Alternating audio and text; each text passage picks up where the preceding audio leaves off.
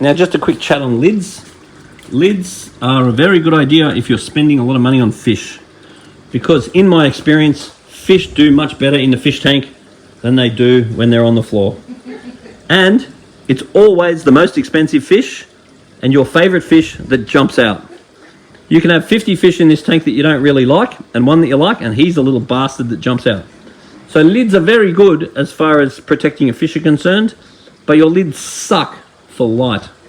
So what you don't want is lids that are very tight fitting, because you want the oxygen going in. But at the same time, if you are going to have lids, you've got to keep them clean. Because a lot of people, particularly in the old school hoods, they go and buy these great lights and they have lids that are so bloody covered in algae that you may as well not have good lights. So it's much better not to have lids, but if you're going to spend a lot of money on fish, then maybe you should have lids. And these lips here, though fashionably not ideal, they're wonderful, because most fish, when they jump, they go to the glass, freak out and go up. So these lips usually stop fish from jumping out really effectively. It's very rare, but possible for fish to just launch out of the middle. And then every time I think about lids, I get a bit sad, because I think of the time when I was doing a consultation just like this with a customer who had a gem tang that he paid $5,000 for. And I said to him, look, man, that's a $5,000 fish and you don't have lids. You know that thing could jump out. And then he said to me, yeah, but you've got a gem tang and you don't have lids. And then I said to him, yeah, that's a good point. But mine is very established, I said. But then that same day when I went back to the shop after doing the consultation, I went and checked on my gem tang to find out that it had jumped out. So on exactly the same day, when I was telling a dude that he's a bit crazy for having a tank with no lids and a $5,000 fish because the $5,000 fish jumped out, my $5,000 fish jumped out.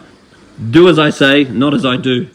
Particularly if you get a new aquarium and maybe you're not 100% confident with what's going on and you live in Sydney, you can always contact us here at Majestic Aquariums and we can send this extremely good looking, smart guy out, and he can come along with his test kits and have a look at your aquarium and give you lots of advice on how to make sure that your aquarium is successful.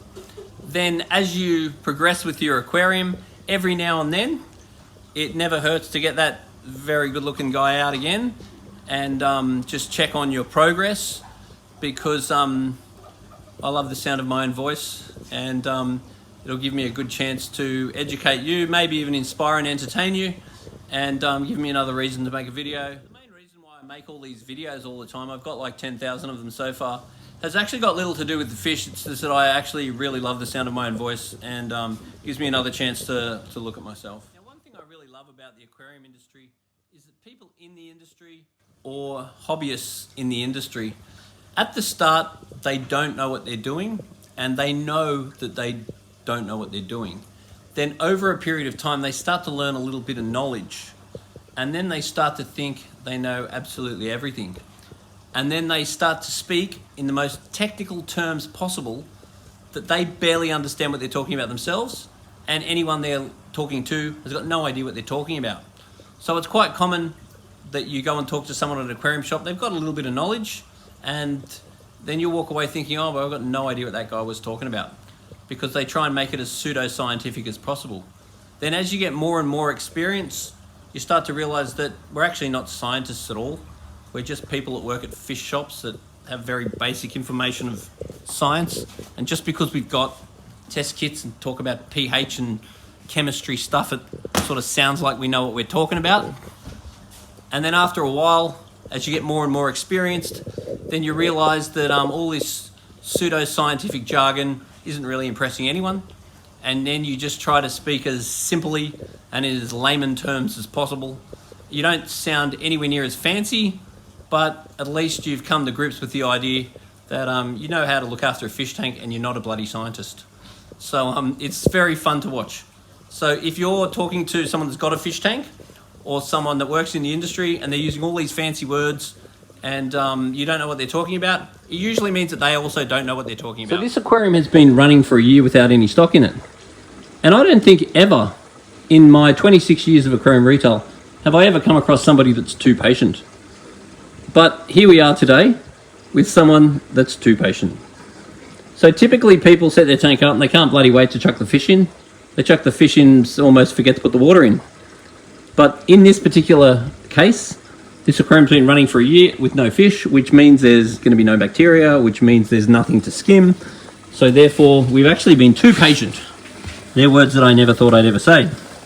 So what's going on with this protein skimmer now is it's been getting cleaned every 2 weeks, which means it does nothing. I really need the skimmer cleaned every, let's say, twice a week. The other thing is the skimmer's completely full of just water. So you can see there that that cup is full of water. It's doing absolutely nothing. Now that doesn't bother me at all because there's nothing to skim.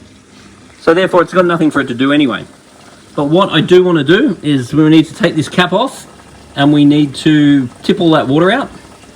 And then what I need to happen from now on is that lid to get opened up and the inside of this cone needs to be cleaned twice a week. Because what happens is all of the fatty acids and so forth build up on the inside and then the skimmer stops functioning.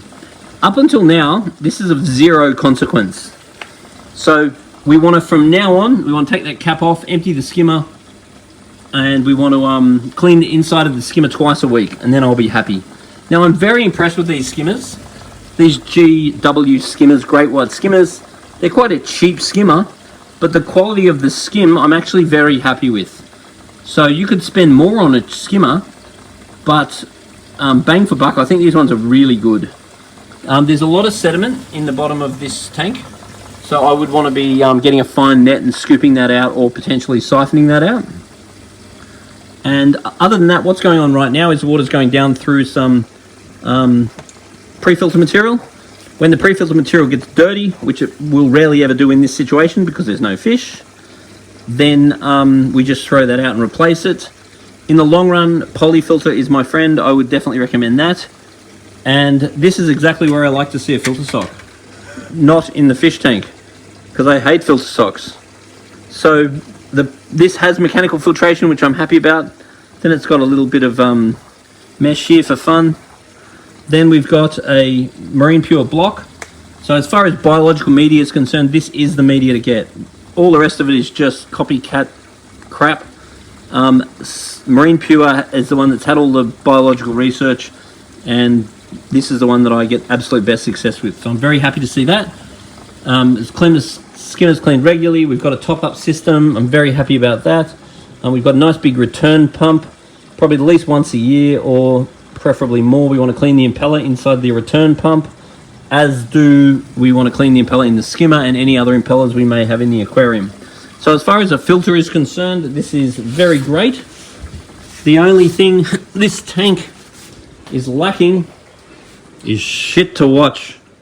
So one thing that I highly recommend you do, particularly if you don't live in Sydney and you can't get consultations like this, is to send me an email, paul at majesticAquariums.com.au, and then I can send you our hints email.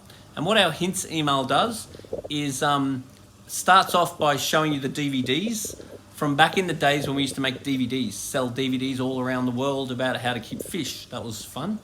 Then it's got the 8-point principles seminar, which basically breaks everything you need to know about your aquarium into 8 points.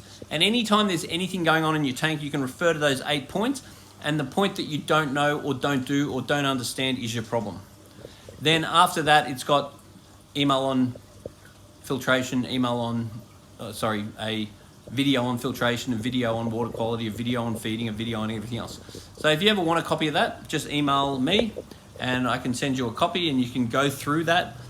Particularly if you just go into our YouTube channel, Majestic Aquariums TV, and try 8 principles, then you've got access to that there and have a watch of those 8 points. Or if you go on to Majestic Aquariums TV and try Paul Talbot DVD, then you'll find the DVDs that you can watch, or you can go on Pornhub and write Paul Talbot and let me know what you come up with there.